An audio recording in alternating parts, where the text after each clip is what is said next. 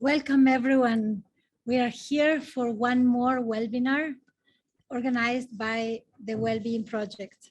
I am Elena Crecia. I'm the curator of the Wellbeing Summit for Social Change. And I'm here in Bilbao because today was the first day of the conference. We'll be here for 4 days. And this webinar will be hosted by Parker Palmer and Sharon Salzberg. We have the honor, the pleasure of having a very special guest with us, Shelly Tygielski. She's like a fairy magic that she is always running from crisis to crisis to give love, compassion, and care to people in different places in the world. And she's one of the 12 most powerful women in the mindfulness movement. And her organization is called Pandemic of Love, created during the pandemic, but also to recreate and share love to everyone. She's the author of Sit Down to Rise Up, How Radical Self-Care Can Change the World. And she has appeared in more than 100 media outlets.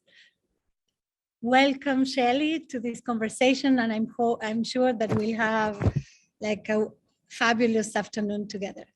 Well, afternoon, morning, this depends on where you are in the world. Welcome, Parker and Sharon. Thank you for being with us. Thank you, Elena. I'll just start out by saying first that it's great to be back with you, Sharon. And Shelly, always good to see you.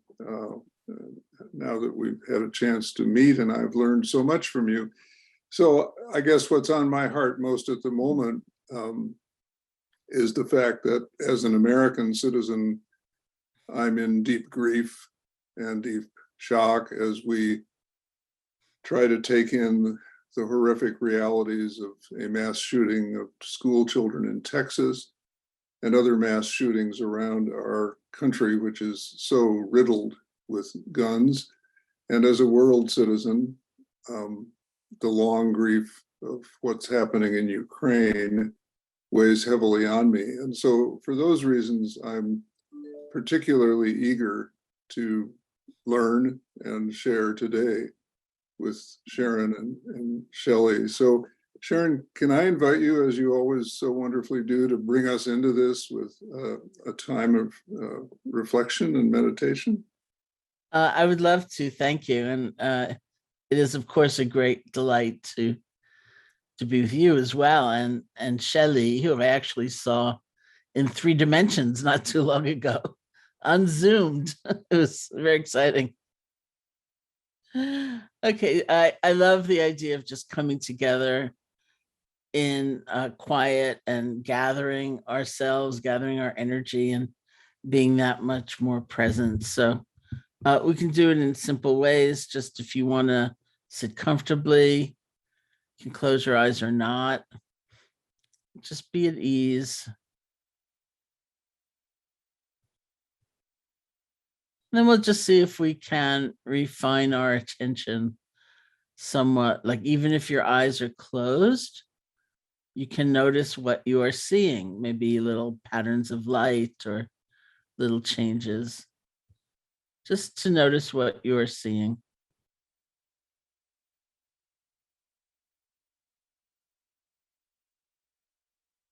And what you are hearing. Maybe it's my voice that's most predominant or other sounds. It's actually a way of relaxing deep inside, allowing our experience to come and go.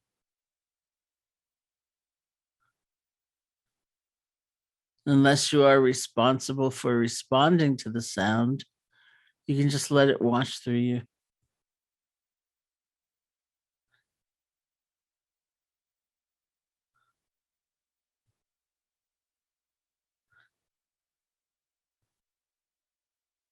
Feel your body sitting, you can feel your posture.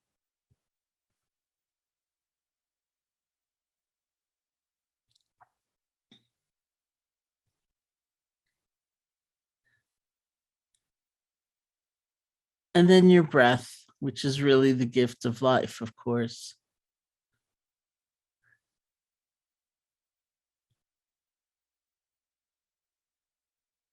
See if you can gather all of your attention behind just one breath. You don't have to get ready for the next one.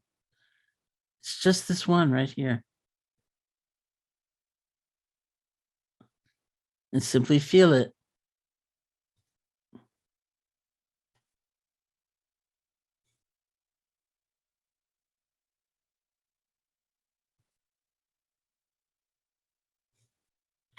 If your attention slips off, you find yourself far, far away, or maybe you fall asleep. It's okay. You can just notice that, see if you can let go, and simply return to the feeling of your breath.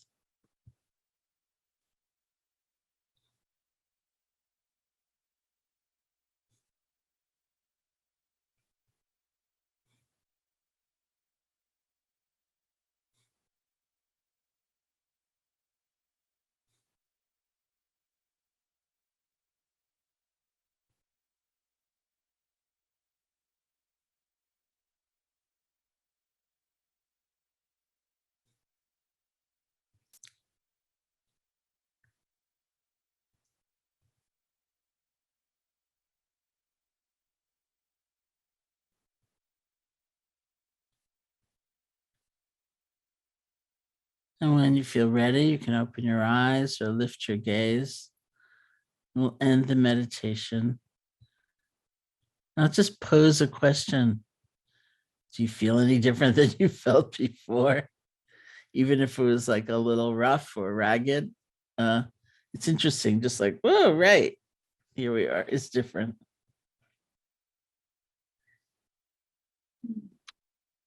Thank you so much, Sharon.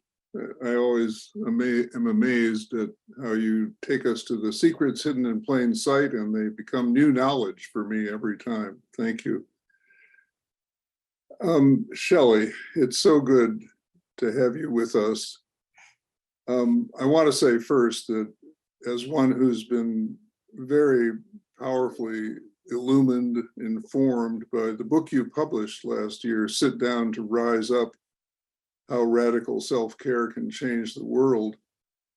I know that you have so much to bring to today's conversation and to today's world. I also know that there's quite a backstory behind the work that you do. So before we get to that work, I'd just like to invite you to tell whatever parts of the backstory you'd like to talk about, the most recent, the middle distance, the way back, wherever you'd like to go. You're the one who knows best, but mostly welcome, Shelly. Thank you so much, Parker. Thank you, Sharon, for that beautiful meditation. I certainly needed it this morning. It's a pleasure to be here. It really is such an honor. I'm sort of in between countries, moving around to different locations currently, and we'll get to that. But I guess what I want to, invoke, and I think the first thing that came to me when you asked, what part of my journey, or, where did I come from? I usually start with the fact that I am one generation removed from an illiterate woman on a mountaintop in Baghdad, in Iraq. And that is a thought that comes to me very often. I think about my grandmother, my maternal grandmother, who was a refugee and airlifted in 1949 with my mother being 2 years old, along with many other children. My mother was one of 17 children to be airlifted in the middle of the night into Jerusalem for their own safety. And I think about how incredible it is that here I am, an American citizen who has written a book. And I was born to a woman who never dreamed that she could read, or that her children would be able to complete school. Certainly that her daughters, right, or granddaughters would be able to complete school. And the other thing that came to mind, Parker, was the fact that I was raised with a certain conditioning. We all are, in a certain sense, right? We're all raised with societal conditioning, if it's religion or socioeconomic status, whatever lens that we have that our parents and our surroundings sort of bestow upon us, the place and the time where we were born. And that conditioning, was really very rigid. It was a box that I was put in. And I was told, this is the way we do things. This is the way that we pray to God. This is the way that we expect women to behave. And this is sort of the future that is going to be laid out for you in your life. And most interestingly, these are the people and the things that you should fear in life. These are people that want to harm you or do not believe that you should exist. And so, all of those sort of conditionings, I think, were challenged throughout my life because of the gift that I was able to, leave the society where I was born and come here to the United States and really grow up in a very diverse and secular surrounding, where I was able to really question things in a very respectful way, but sometimes rebellious, I would say, ways that my parents didn't necessarily always appreciate.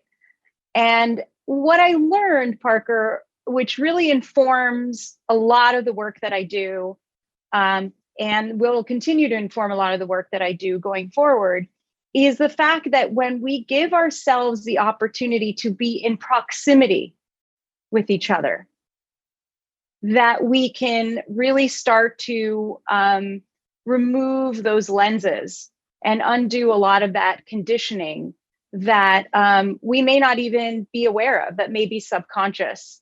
And it causes us to really, question our beliefs, question our upbringing, maybe even question things that we thought were our backbone, something like our very own religion or existence. Why are we here? And certainly it did that for me. And so, I kind of want to stop there because I think that really informs a lot of the conversation that we're going to have. Yes, thank you. It makes what you said makes me think deeply about my own conditioning, which was different and yet also in so many ways deforming in ways that I had to find my way out of as life went on. And I guess I found my way out of them in part because I had the privilege of being in proximity with a lot of people unlike myself.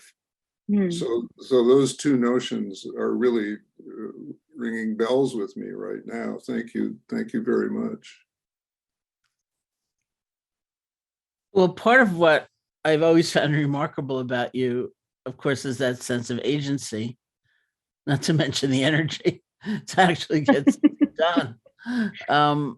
Because we all know how easy it is to just feel a very blunted sense of aspiration or possibility, to feel what I can do is never, ever going to be enough. So I think I'll just stop or not even get to go to begin with. As you know, one of my great symbolic idols is the Statue of Liberty in New York City. And she exists as a welcoming to immigrants and to travelers and to those journeying, those homeless and unwanted other places. And so, of course, she was always a great symbol of compassion for me. But what I hadn't quite realized, even though I've seen her, is that she has one foot halfway up. She's in mid-stride. She's a woman on the move. She's taking action. She's not just kind of opening her arms and being there. And that brings up all kinds of questions. I know Parker had specific questions about some of your work with the African students in Ukraine. And of course, we can talk about Texas and the rest of the country, and we probably should. But there's something about not losing that sense of action, of possibility, even when it feels so overwhelming, that is very special. Thank you. You know, I, as you know, Sharon, I dug into, tried to at least dig into where I may have that sense of agency from, or where I think that it was born from. And, you know, of course, I was raised, as you know, I was raised in an Orthodox Jewish household, you know, and in Judaism in general, the concept of tikkun olam, which is repairing the world, is very present.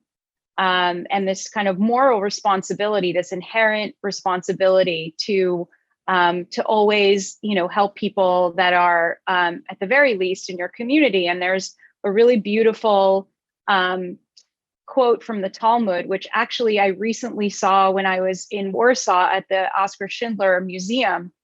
There's a monument outside, you know, of Oskar Schindler, and on it is a plaque that says, "He who has saved one person, it is as if he has saved the world." And so, you know, I think back to an incident that occurred when I was 2 years old, and I wrote about it in my book when I was kidnapped. My parents were newly immigrated to the United States. They came to New York City. My mother did not speak a word of English. My father was at work. My older brothers were in school. And my mother took me to the DMV to get her driver's license and had to take an eye exam.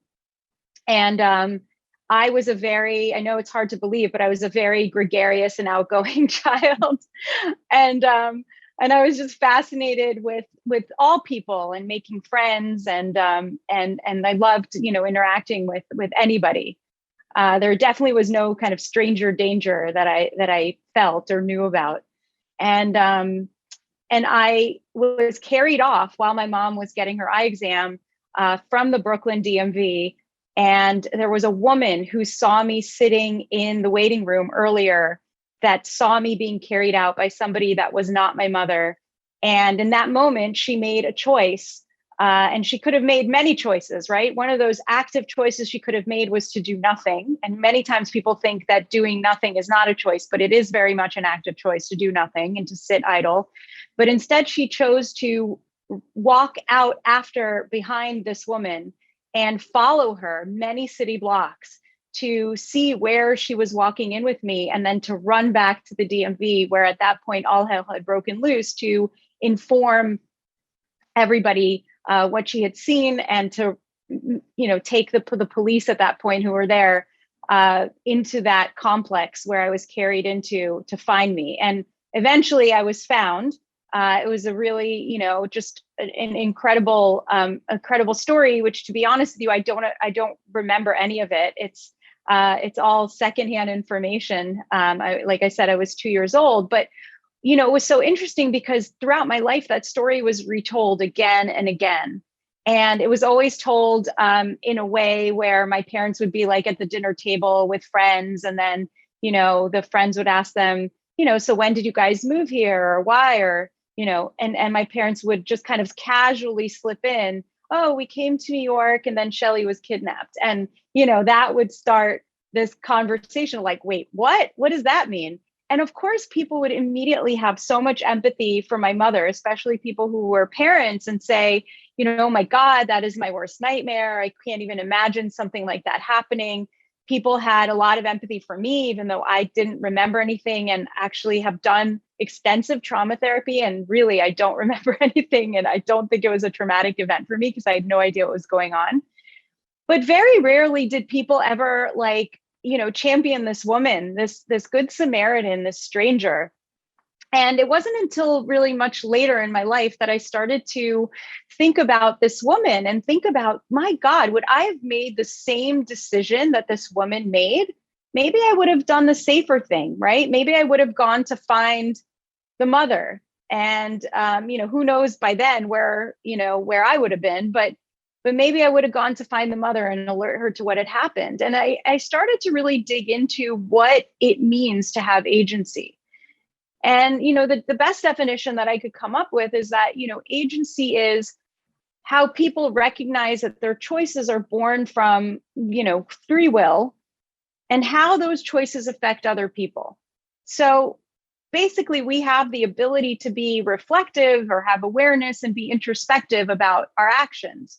And so I really kind of, think about that every single time I'm in a position to improve the life of somebody else, even in a small way, even in a way that may, not seem very meaningful to me, but is meaningful to that will be maybe so meaningful to somebody else, right? It may seem like a nothing to me to be able to compliment somebody or hold the door open for somebody or make somebody feel like they matter or seen or heard, or pay off their electric bill when their lights go off. I mean, really the gamut is the range is very wide, but I think the idea is that I kind of made a promise to myself that I have this responsibility in this world, that this is what I was put on this world, on this earth for. And really, I want to encourage people to recognize that this is why we're all here on earth, to love one another and to help one another and to rise up for one another, even in the smallest ways, because really there are no small ways.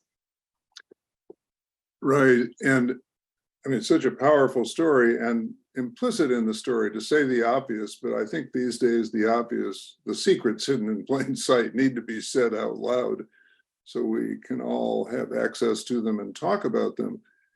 Implicit in that story is not only an awareness of choice and personal agency, but some kind of profound intuition that we are members of one another, that we are all in this together, that it isn't just my life I need to be thinking about, it's our life together.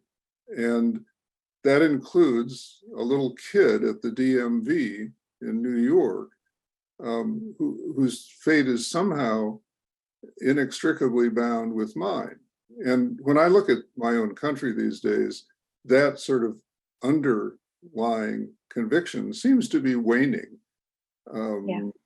I don't need to wear a mask because I have the freedom to breathe any time and any way I want without regard to what it might do to other people.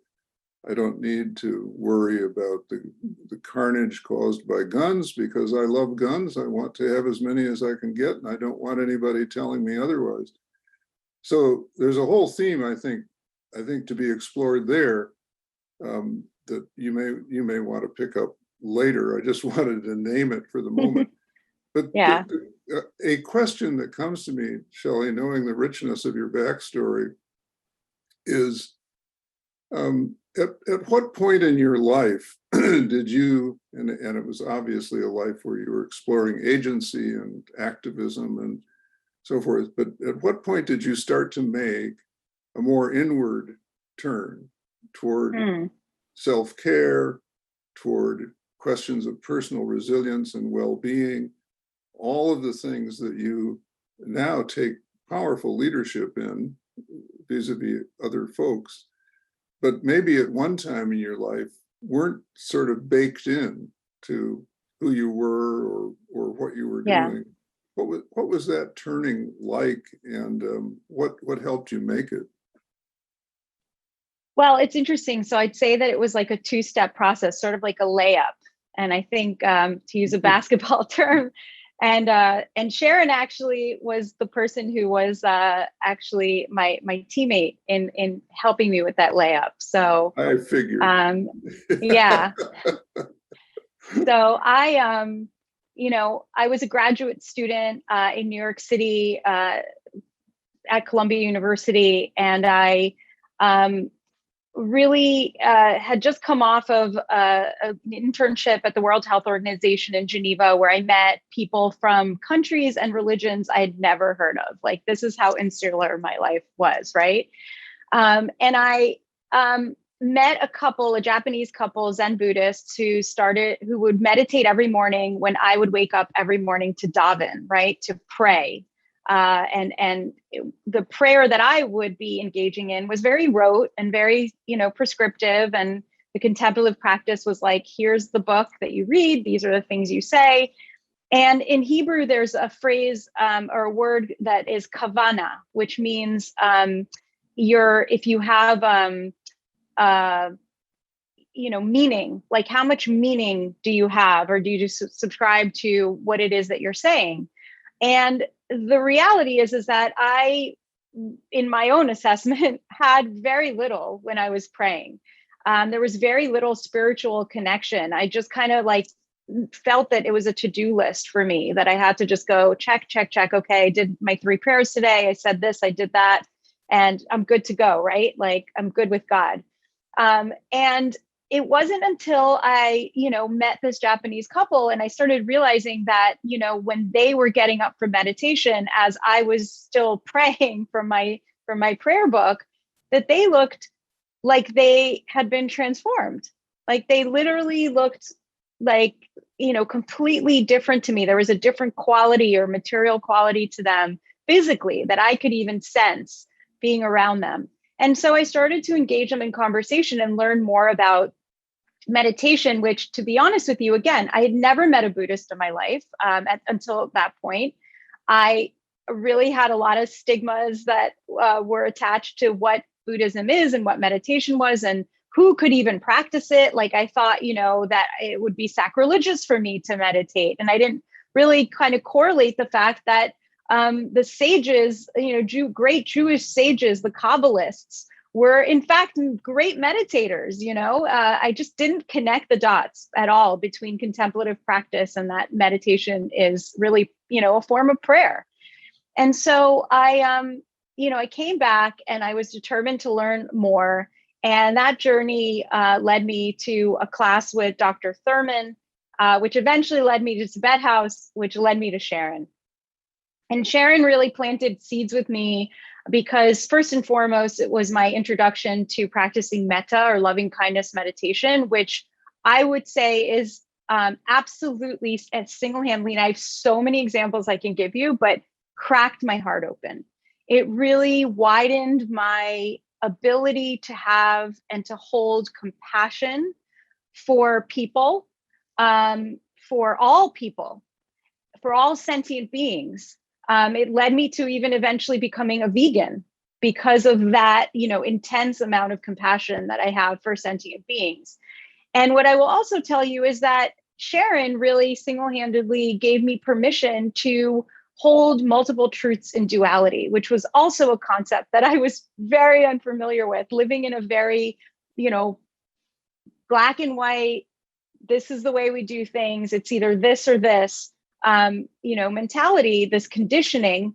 And Sharon really, with just, one statement, was able to kind of change the lens for me and plant that seed where I was like, wait a minute, what? Like I could meditate and be Jewish. I could be Buddhist and, still practice parts of my Judaism. And so, the fact that I had those seeds sort of planted in me was really important because while I meditated, on and off for many years thereafter, I would say I eventually became a crisis meditator, meaning every time I was in crisis, I would say, oh my God, I need to meditate. And then things would be fine. And then I would just like kind of fall off the wagon again and then come back to it. But it wasn't until I woke up when I was 27 years old, I was going through a really, a bad divorce, still living in the same house with my ex-husband and my toddler son.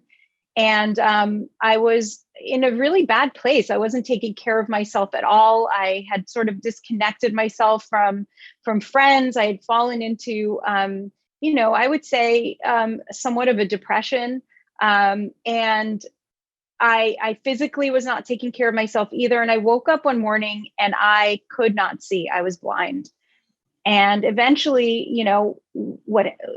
in kind of the quest to finding out what was wrong with me, I found out that I was diagnosed with an autoimmune condition called uveitis, which is the leading cause of blindness in people under the age of 40.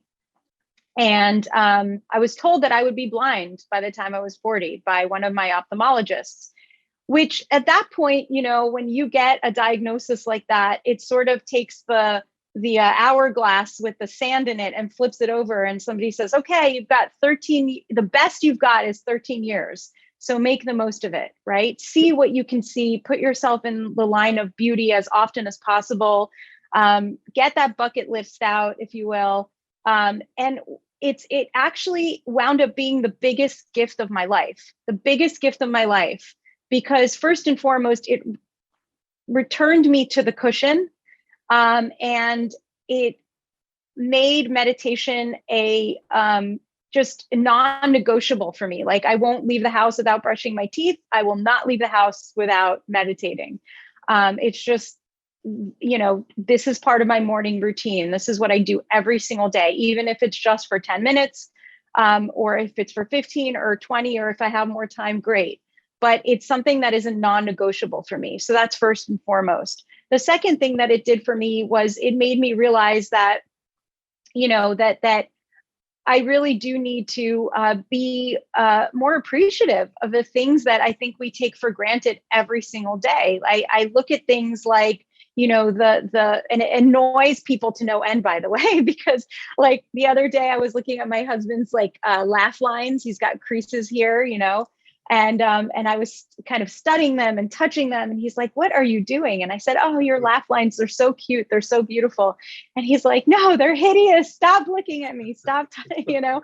And I just said, yeah, no, I'm like studying them, because if I'm blind in my left eye now, by the way, I lost my vision completely in my left eye a few years ago, and I'm kind of staving off the same from happening in my right eye, but I'm trying to kind of create these images in my mind, these photographs in my mind, these memories. And I look at things that normally I just would have passed by every single day. And that really was the impetus. That was really, you know, the moment where I started to recognize that self-care is incredibly important, and that meditation is part of my self-care, and that actually caring for others and allowing others to care for me is also part of my self-care. Thank you. I mean, I just want to lift up the fact that Sharon has taught so many people what I would call an improvisational life. You know, it's yes and, yes but, always yes and yeah, I love that about Sharon and her work. And we're both eager to know, you know, what all this carried you toward in more recent times. But Sharon, let me flip it back to you for the question. Well, thank you. I just wrote about improv. It's just yes and. What I'd really like to go into in some depth with you, Shelly, maybe has to start with a description of some of your work, which you can do. But you know, recently you were in Poland, and when you came back, we had a whole conversation with a number of people, because one of the really touching and poignant things you said was the volunteers are really having a hard time. It's not easy, you know, the floods of people and more, as I understand, desperate people over time. And anyone who works in any kind of, as you say, position, sometimes we call it caregiving, sometimes it's really labeled activism. It's being on the front lines of suffering, either a person, maybe in your family or in a community or the globe, you know, the earth. Whatever it is, it's really being on the front lines of suffering, and it's not easy.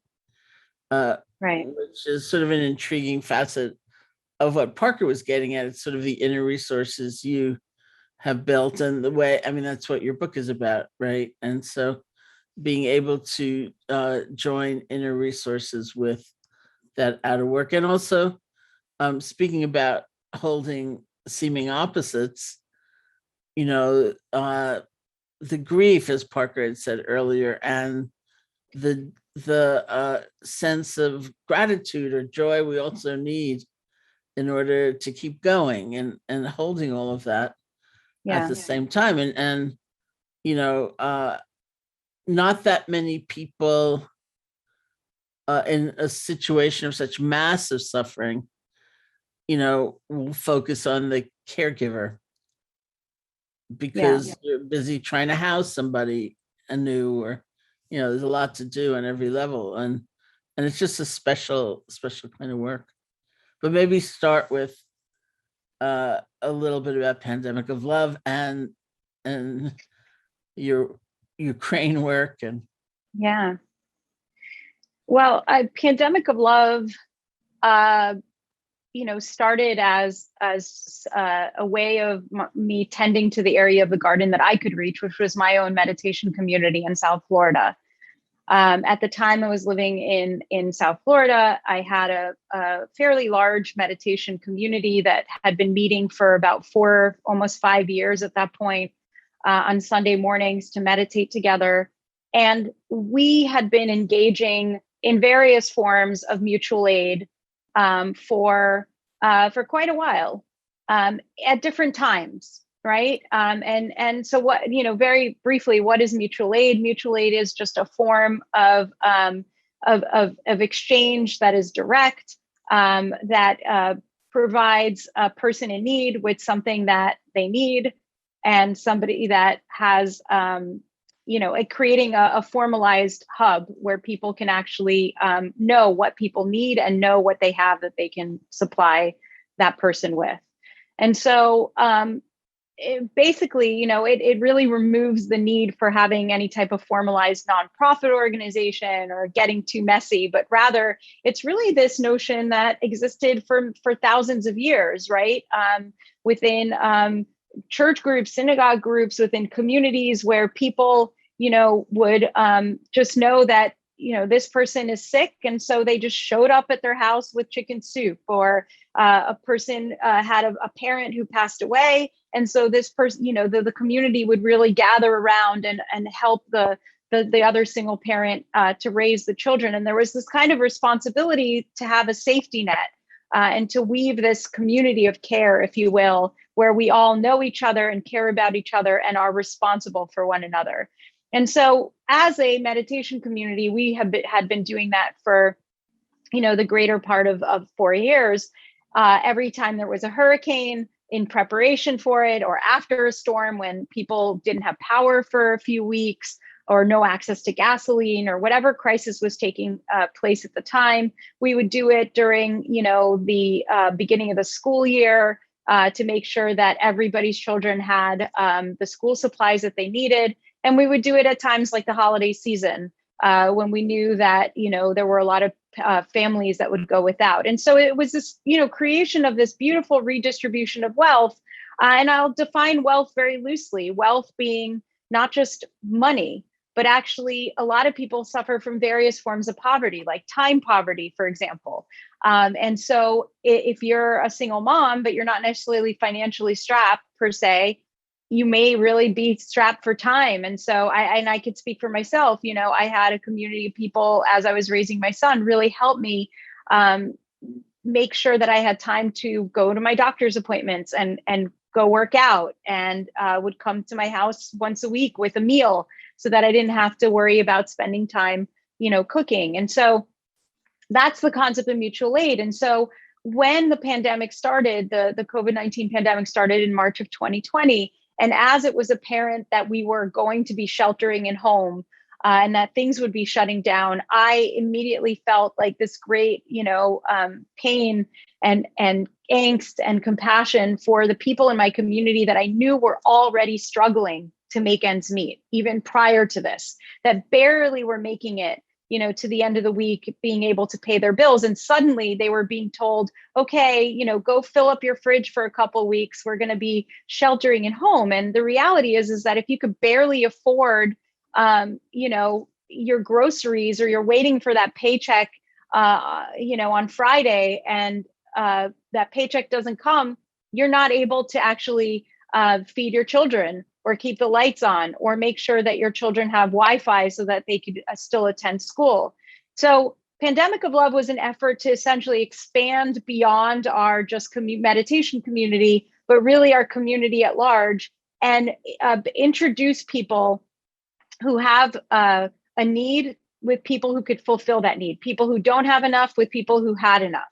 And I think one of the beautiful things about Pandemic of Love and the structure that I'm really most proud of, and this goes back to what we talked about earlier, Parker, which is, proximate spaces, is the fact that Pandemic of Love, what we do is we sort of just make the introductions, right? So if a person needs help with their phone bill and another person in the community can pay that bill, we just make the introduction between them, and then we step out of the way. Our volunteers vet the people. We have a fiduciary responsibility. We make sure everything's kosher, and then we step out of the way.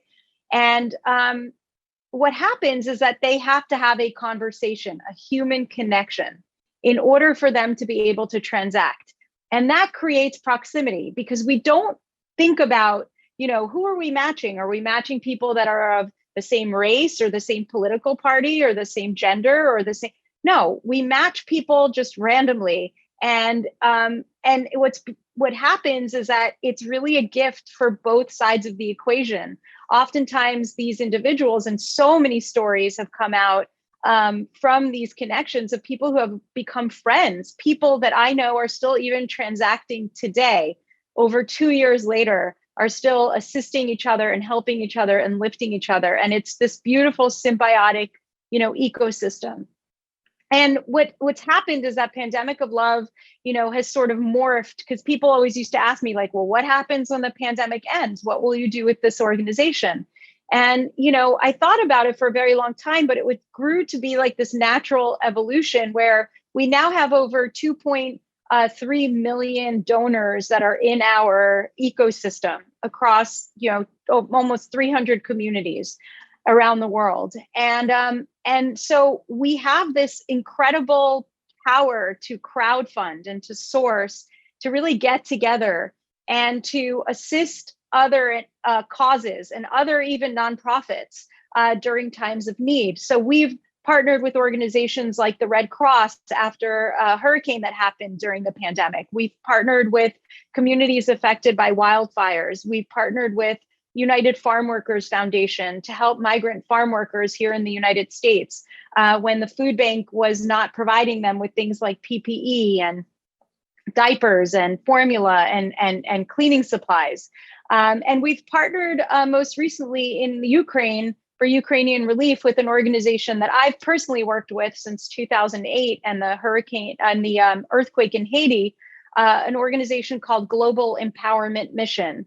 And Global Empowerment Mission, was already on the ground, sort of read the writing on the wall when the troops started to surround Ukraine and realized this is not going to be good. And the founder of that organization flew over to Poland and, was already there, knowing that there was going to be this mass exodus of people. And it was set up day one with many other organizations that eventually, joined the call. And so, what we've been doing, Pandemic of Love specifically, is using just the sheer power in numbers of a lot of people doing a little bit to create a huge impact.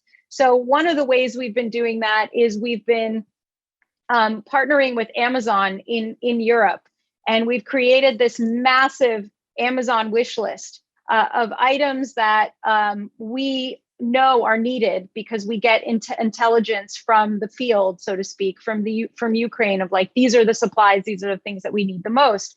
And so our donors, our Pandemic of Love donors, simply by just going to this wish list link and purchasing even just one toothbrush, like if that's all you can do, right? This is if I could just buy one toothbrush, but imagine if 2 million people went on and bought an item, just one item, suddenly there was an influx of between 2,500 to 5,000 packages per day in our Global Empowerment Mission warehouse headquarters in Warsaw.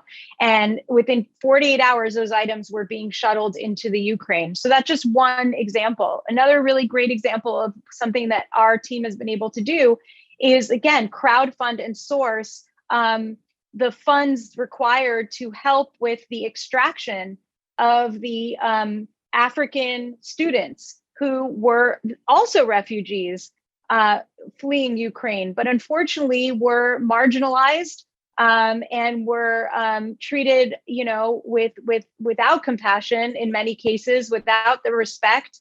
Were told to kind of wait behind until Ukrainian citizens, because they are not Ukrainian citizens, to flee. And many of them were trapped in different cities where they were attending university. These were just kids.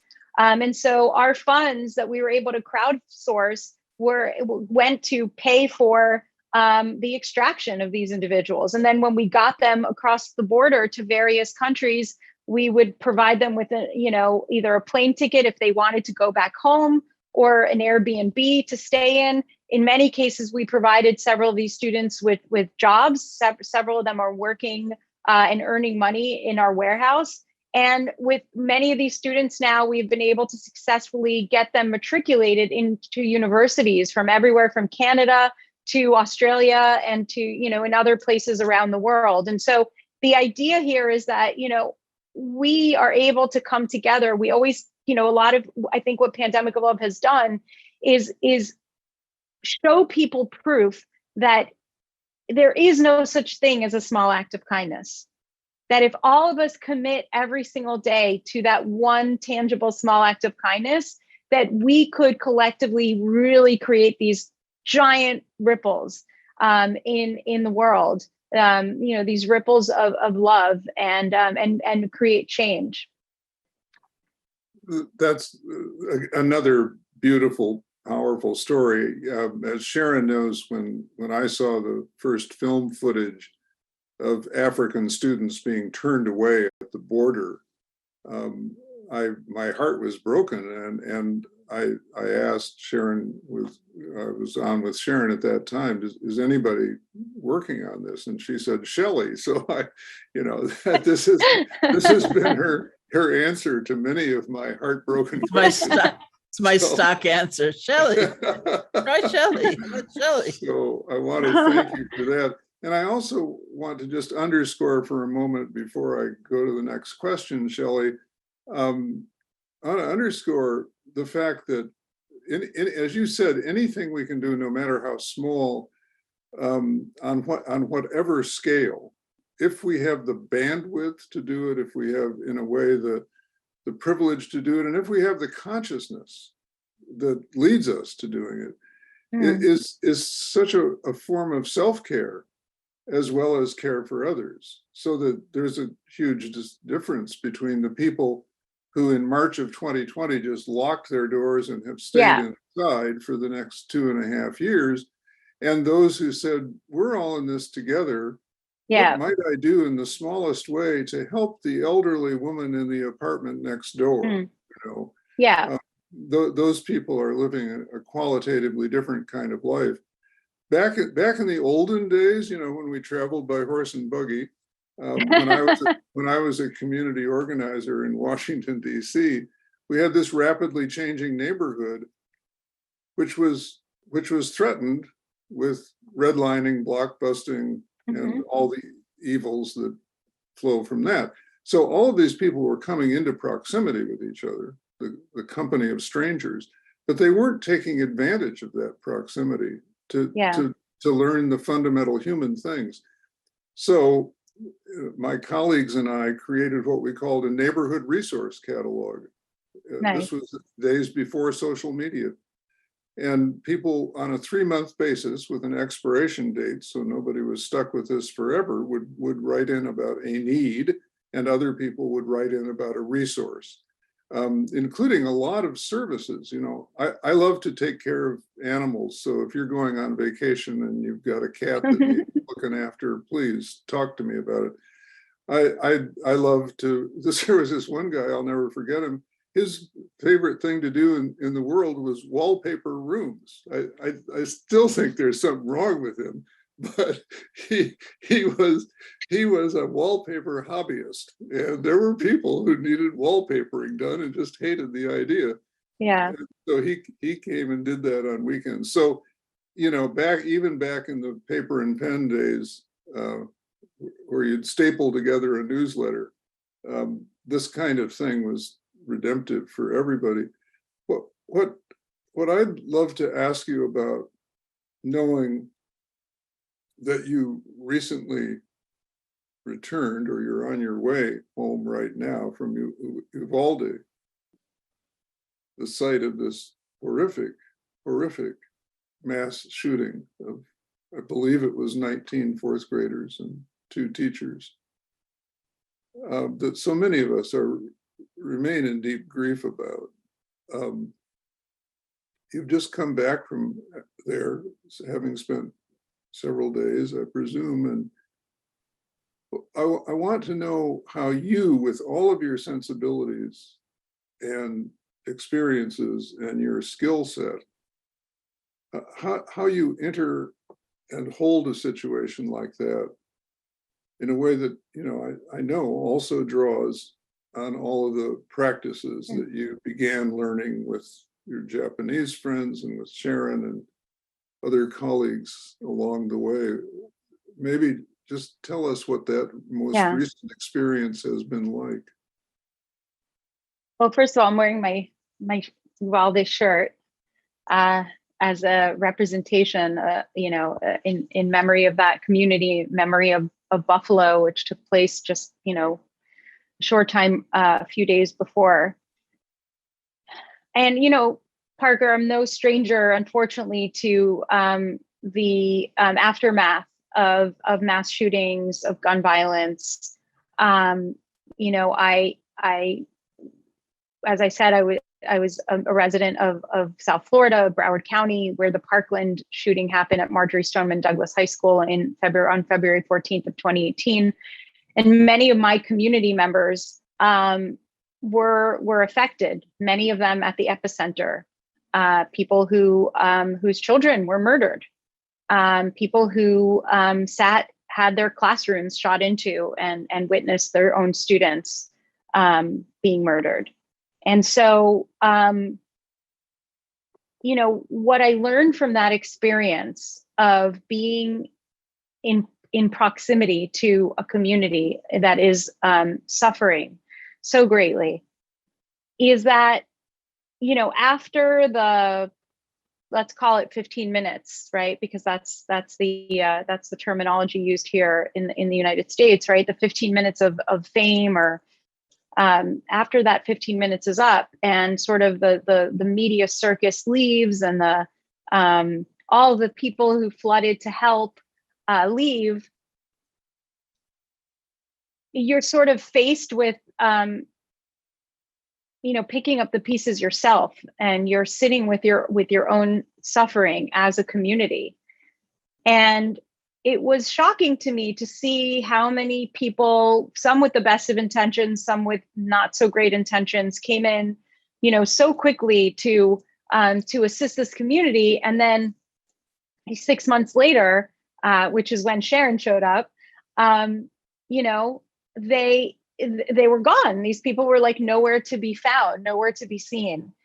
Really, when I think the community started needing the most amount of help, because they were faced with the reckoning of and the shock started to wane, all the stages of grief as they play out, and people really started to feel the after effects of post-traumatic stress disorder, and so we learned so much from that. As a community, I learned so much. I met so many people. The people who came after, the people who stayed, people like Sandy and Lonnie Phillips, whose daughter was murdered in Boulder, in Aurora, Colorado, in the Aurora movie theater shooting in 2012, who came after and as survivors were like, listen, we've been through this. We know the stages, and we know what's coming, and we know how this lawsuit's going to look, and we know how this is going to play out, and we want to share this information with you and help you learn from our shortcomings, from our mistakes, from the extra heartache that we experienced that we didn't necessarily have to. And so, in showing up to a community like Uvalde, for example, we And I'm not saying that everybody should descend there, right? At this point, what I'm asking for people to do is to, number one, recognize that, you know, number one, everyone suffers differently. And for that reason, also everybody heals differently. We need to remember that. We need to remember to, you know, hold the space for that, for that suffering that people are feeling, and not put a timeline on it. And one of the things that, you know, I think stayed with me the most was something that my friend Mitch Dorette, whose son Nick was murdered in Parkland. He's one of the 17 whose life was taken. You know, he said to me, you know, one of the things that compounds my grief even more is when I'm like walking in the supermarket and I see that somebody in our community sees me and they turn around and sort of like take a different route down the aisle because they don't know what to say to me. They don't know how to be in proximity to me. They don't know how to share space with me. And so they'd rather just walk away, and they'd rather just do nothing or say nothing, which is really hurtful. And the other thing he said to me was that, and then there are those people who, when they do, you know, see me, they don't want to tell me about the happy things in their life. They don't share what's going on with their children anymore because they feel like, oh, well, I can't share my happiness that my son just graduated from high school or got accepted to university because clearly this person is not going to be capable of sharing in my happiness.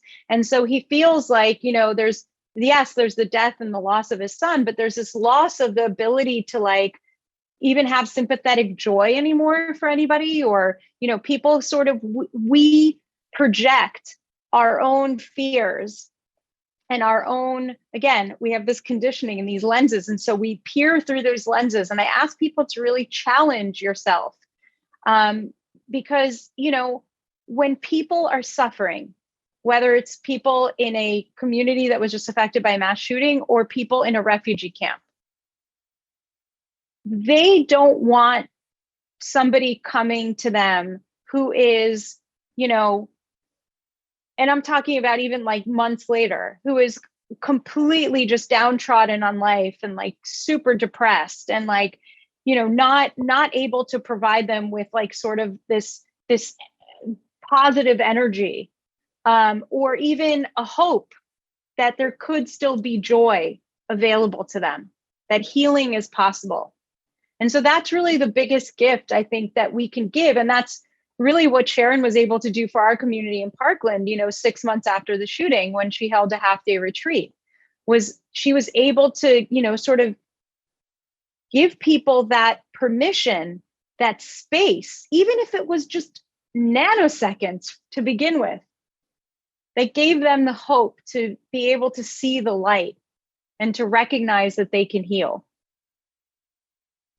Yeah, one of the most paradoxical truths that I've encountered on my life journey is that the most open-hearted people I know are the people who have suffered greatly.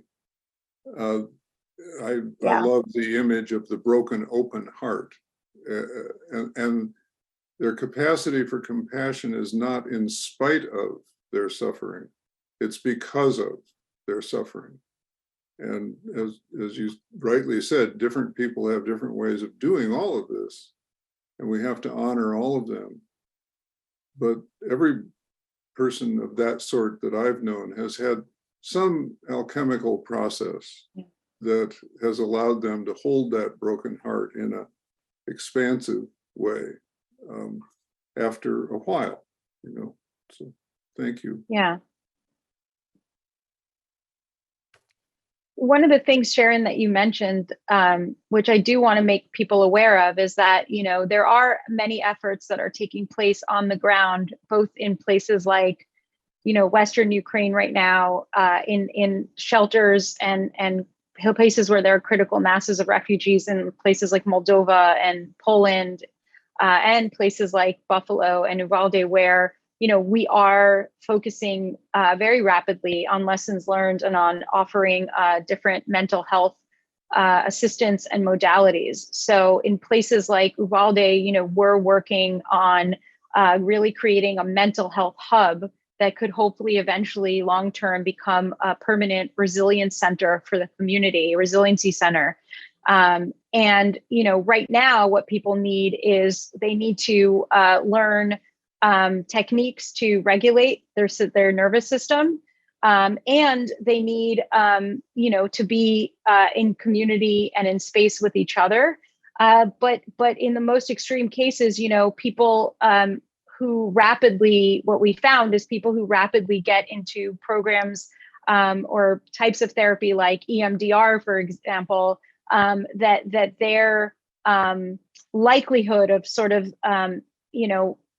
hitting the wall, so to speak, with respect to their PTSD is a lot less likely because of these resources that are provided early on. And so, in places like Uvalde, that's what, Survivors Empowered and Pandemic of Love, that's what our mission is to get this going as quickly as possible and provide these resources. And in places like, where there are refugees and in shelters, we've been providing it, through the use of mobile applications that people can download, whether it's humanitarian aid workers who are dealing with this using, Garrison Institute's CBR app, or, using the Moments of Refuge app, which comes out of the University of Haifa in Israel, and is really super simple to use for and translated into languages that the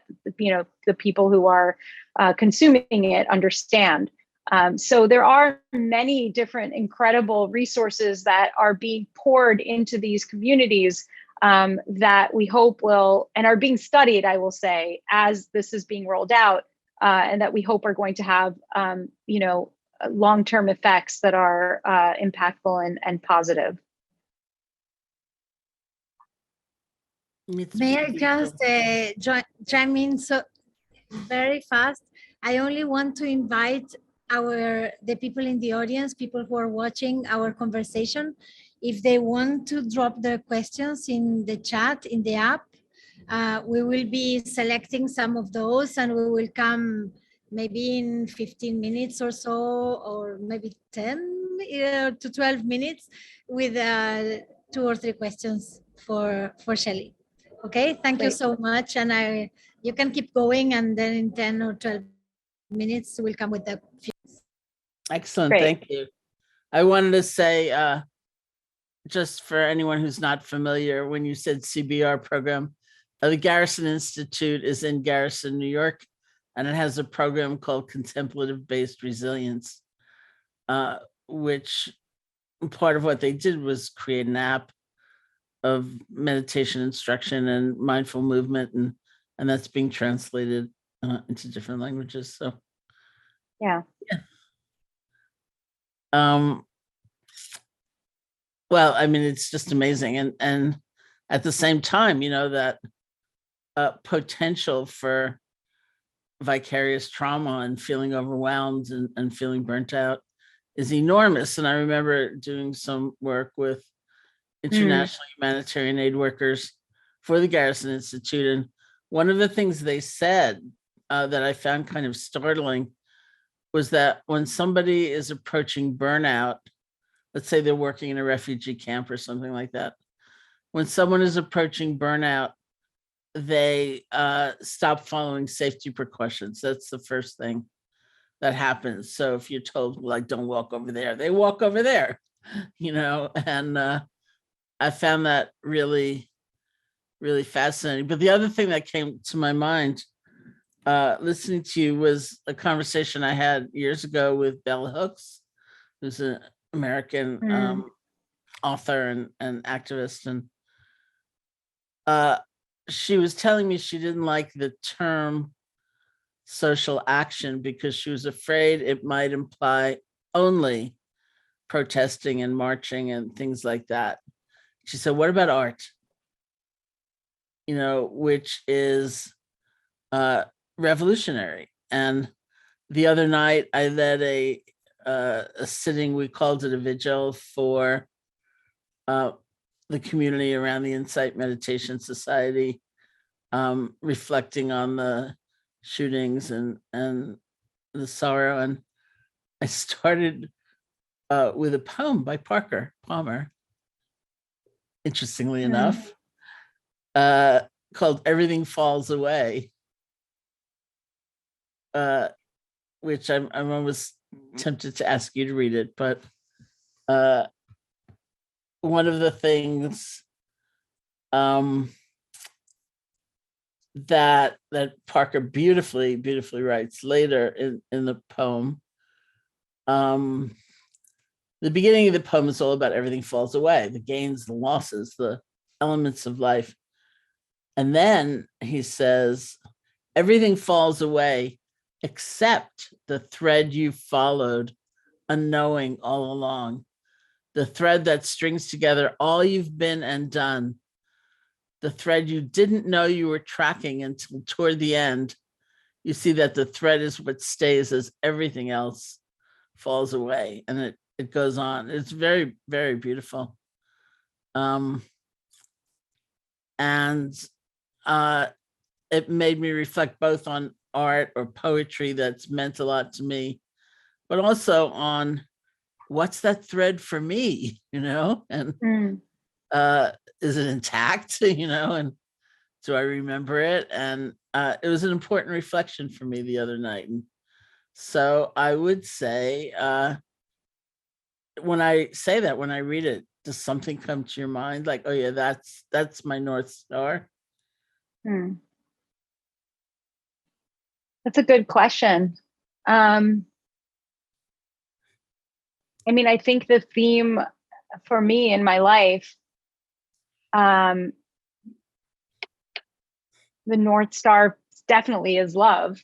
But I would say it's about,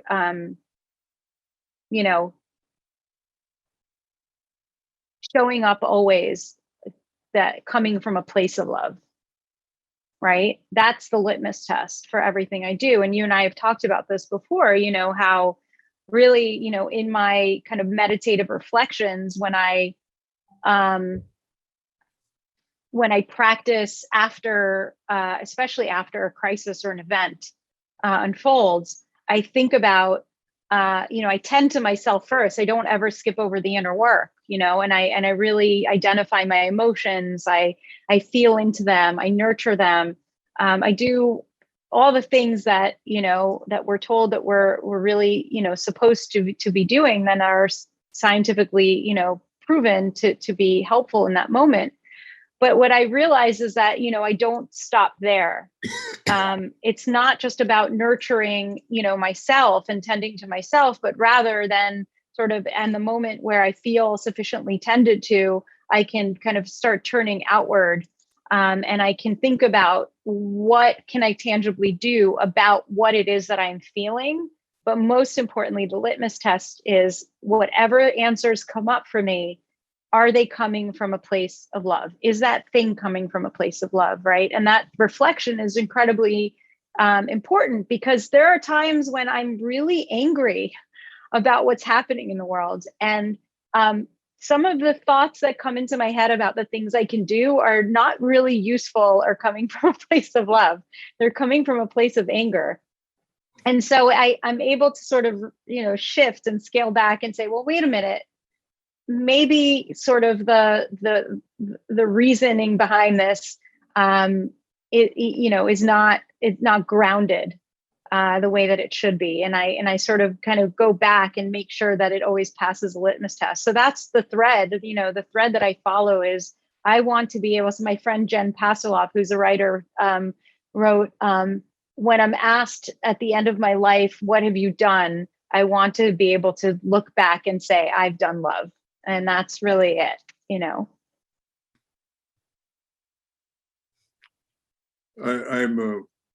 I'm just struck by the fact in my own life that when I get really, really angry, I've learned to say, okay, that's a measure of how much I love. whatever it is that's being assaulted or injured, or and how can I move to that side of the equation as quickly as possible, and honor the anger by, by transmuting it into an energy of love. So what you just said is a helpful reminder to me of all of that. And Sharon, I'm very touched by the fact that you used my poem. That came as a complete surprise. I know Elena wants to bring questions in soon, but if you'll permit, maybe I'll just read the last two stanzas. Oh, I would love it if you read the whole thing. It's not going to take that long, really. It's so beautiful. Well, thank you. I'm did you write it a while ago? Is this a newer? Probably about a year and a half, 2 years ago. Yeah, yeah, something like that. What a treat. Thank you. So it's called Everything Falls Away, and it has a little epigraph up top from the poet William Stafford, who wrote, "There's a thread you follow. It goes, excuse me, there's a thread you follow. It goes among things that change, but it doesn't change." William Stafford. Sooner or later, everything falls away. You, the work you've done, your successes, large and small, your failures too. Those moments when you were light, alongside the times you became one with the night. The friends, the people you loved who loved you, those who might have wished you ill, none of this is forever. All of it is soon to go, or going, or long gone. Everything falls away except the thread you followed unknowing all along, the thread that strings together all you've been and done, the thread you didn't know you were tracking until toward the end. You'll see that the thread is what stays as everything else falls away. Follow that thread as far as you can, and you'll find that it does not end, but weaves into the unimaginable vastness of life. Your life never was the solo turn it seemed to be. It was always part of the great weave of nature and humanity, an immensity we come to know only as we follow our own small threads to the place where they merge with the boundless whole. Each of our threads runs its course, then joins in life together. This magnificent tapestry, this masterpiece in which we live forever. Beautiful. Thanks for the opportunity to read it. Very beautiful. Thank you. Well, Shelly, what have we missed?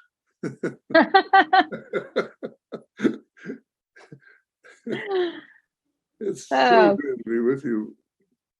Yeah, it's really nice to be in this space. Absolutely, for sure. It's a big contrast to what I came from and what I'm walking into. Yeah, I mean, it's incredibly grounding for sure. A reminder. It's almost useful for me to sometimes speak out loud and to kind of remind myself, because there are moments where you're kind of bordering yourself on compassion fatigue and on burnout, and you just say, like, what I'm doing even making a difference? Does it even matter? You question yourself all the time. And invariably there's always going to be that like one story, that's one moment that comes up after that reminds you of like, that's why I'm here. Okay, what I do does matter. So thank you. And talking it out is so important, isn't it? I mean, we just have to get it outside our heads and explore it. And when that happens, we're not only teaching other people, we're teaching ourselves. We're reminding ourselves of some important things. So, Elena, do you have some questions for us? Yes. I know we want to leave room at the end. It was difficult because we have quite a few, but we have chosen, like here, like One is something that we are talking about here at the summit, about that well-being inspires well-doing. So the question is, like, how do you see this relationship between inner well-being and the outer well-doing? I think you represent so well this, and please, Sharon, Parker, feel free to also add comments or reflections or whatever, your own ideas about this. So yeah. Yeah. So that's a great question. So one of the mantras, you know, that informs my life and that I teach and that's in my book often is that the best version of the world starts with the best version of us. So there's that intricate connection between, you know, the inner work and the outer world. And, you know, I am a firm believer based on proof, actual tangible proof that I've experienced myself, that in moments of our greatest despair and our greatest sadness and grief, you know, about something that's happening in our life or in our community at large or in this world, that the most healing thing of all is to, you know, turn outward instead of inward, you know, and to seek that weaving of tapestry that Palmer talks about, right? How do we weave a tapestry and start to kind of connect with others, to uplift others? And in doing so, it lifts us as well. As Martin Luther King Jr. said, a rising tide lifts all boats. And so really, you know, if we contribute to that rising tide, our boat will also be lifted.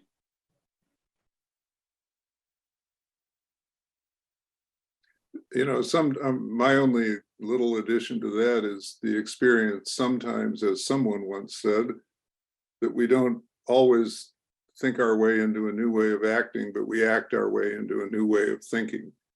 And sometimes for me, just putting one foot in front of the other, even though I'm not in the quote mood to do it, or I'm not feeling particularly inwardly grounded, just acting, it turns out to have this feedback loop where I begin to feel better.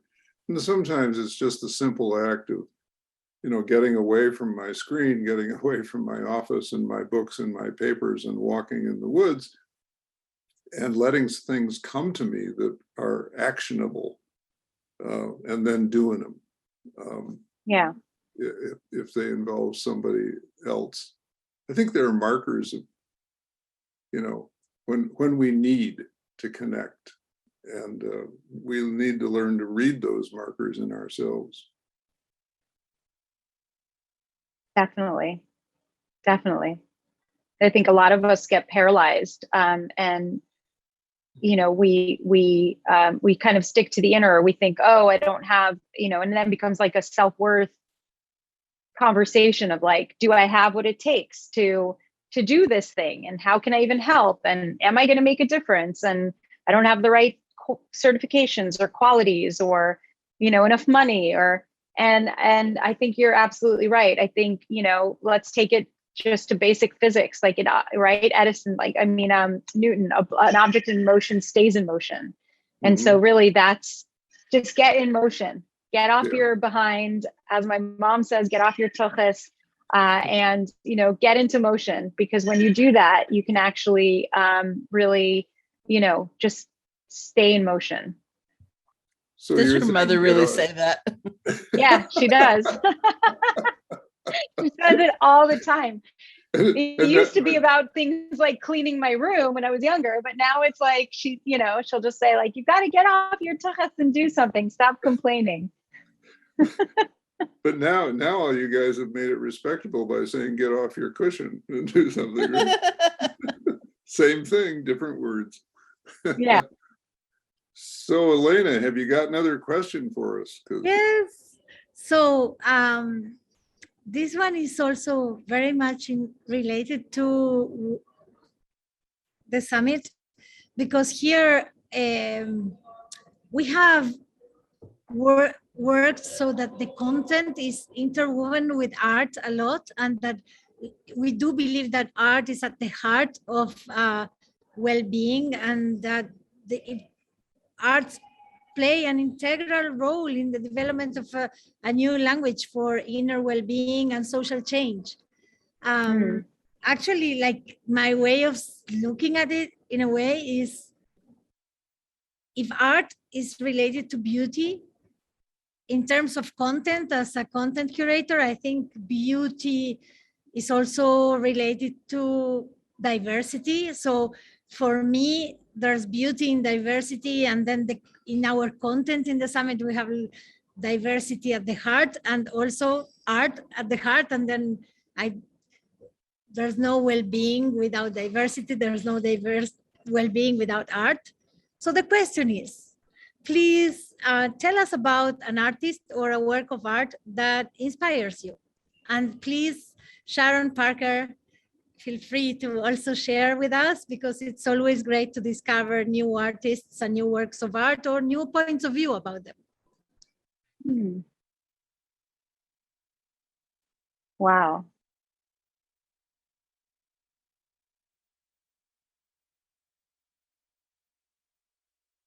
I mean, I'll say that, you know, the type of art, so not just necessarily like physical or images, but I definitely was not somebody who grew up appreciating poetry, and you know, it was just maybe something that was assigned like in English class, and like, you know, you read it. But I will say that I recently had this incredible opportunity to be in the same, you know, space, communal space with a woman named Dr. Yolanda Ruiz. And she is the first Black woman tenured professor at Columbia University's Teachers College. She is an incredible poet. You know, her spoken word pieces are incredibly impactful. And she has a book of poems that is really all centered around returning home and what that even means. You know, what is home, and sort of what does returning home mean? Returning home to the heart, returning home to a physical space, returning, you know, home to a place where you maybe had an impactful, you know, part of your life, lived an impactful part of your life in childhood, etc. And so I'll say that, you know, for me, that was the most recent really moving experience, to the point where I was actually moved to tears when she read one of her poems in a meditation retreat that I was recently at. And so you should all definitely look up Dr. Yolanda Ruiz. She's incredible. Sharon, what about you? Well, I I loved your poem. I would say also poetry.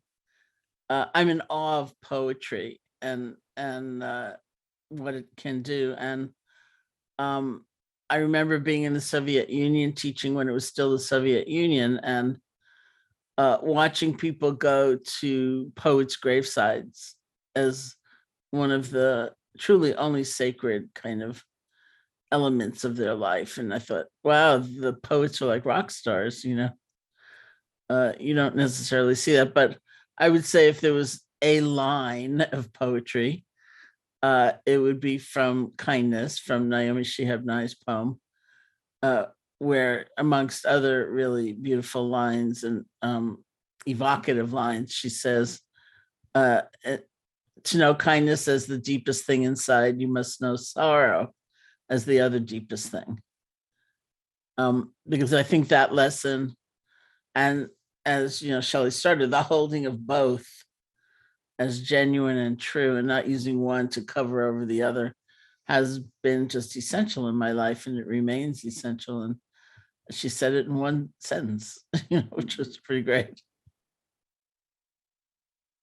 Well, I've flashed on just a memory that is so commonplace to me that I don't think of it often, but in the mid-60s, when I was a graduate student at Berkeley and headed eventually toward community organizing, very much in the activist mode, I went into a little art store one day and saw this framed sketch, a print on the wall of a Rembrandt sketch of a head sort of bowed in contemplation, in meditation.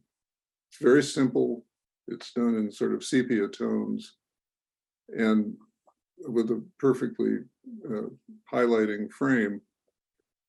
And I asked the guy, I didn't have any money, but I asked the guy to set it aside for a few months so that I could purchase it eventually, which he did. And it now hangs, on a wall not far from where I'm sitting at this moment. Mm. And I look at it often. I think it was maybe my first realization that I was called to something other than frenzy. So,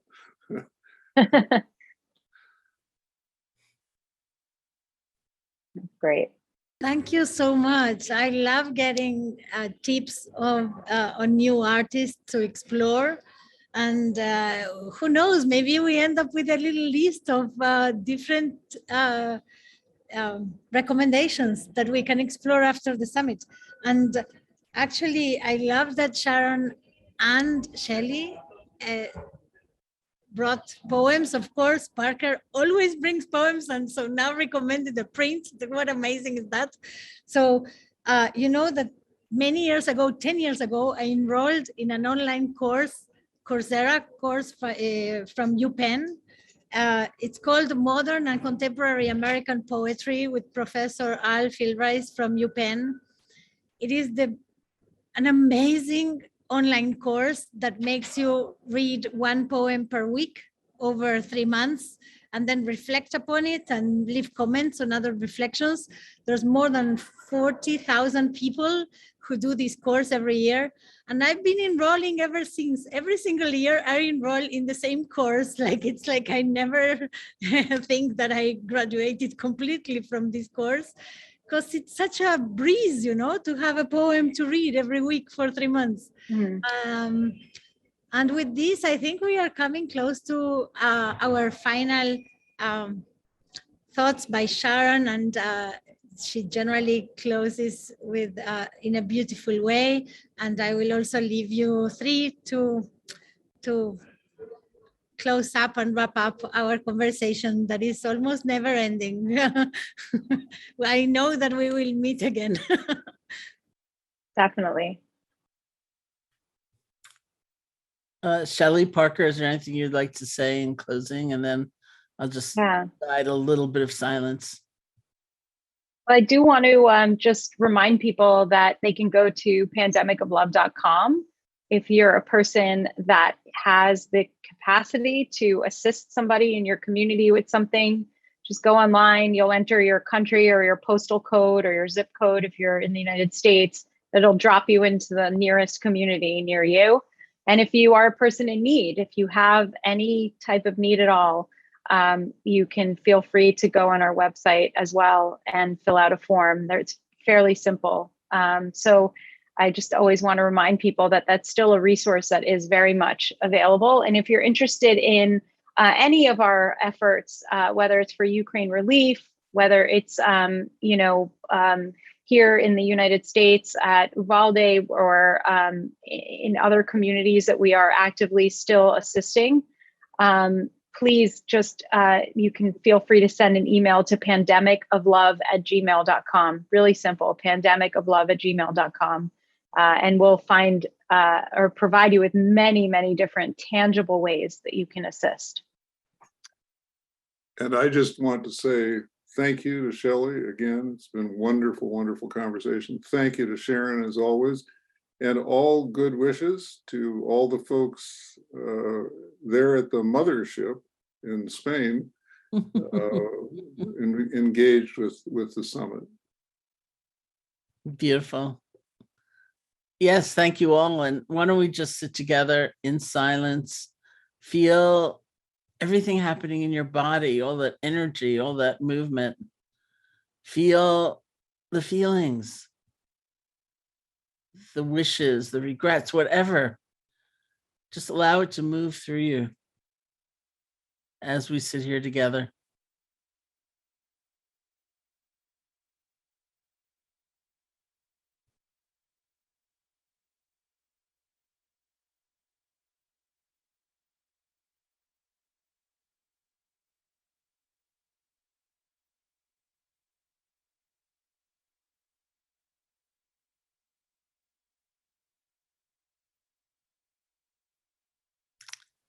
Thank you. Thank you all so much.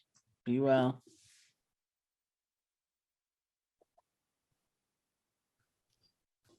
Thank you, Sharon. Thank you, Parker. Thank you, Shelly. It was really a delightful conversation, and looking forward to getting to know more about the future endeavors of Shelly, power woman and fairy, and looking forward to helping you as well and following what the pandemic of love is going to do next. Thank you so much. Thank you, Elena, and take good care. See you tomorrow. That's right. Yeah, See you tomorrow. We're We'll getting, have a conversation pretty, with John Halifax tomorrow. we're getting pretty good at this. Bye-bye.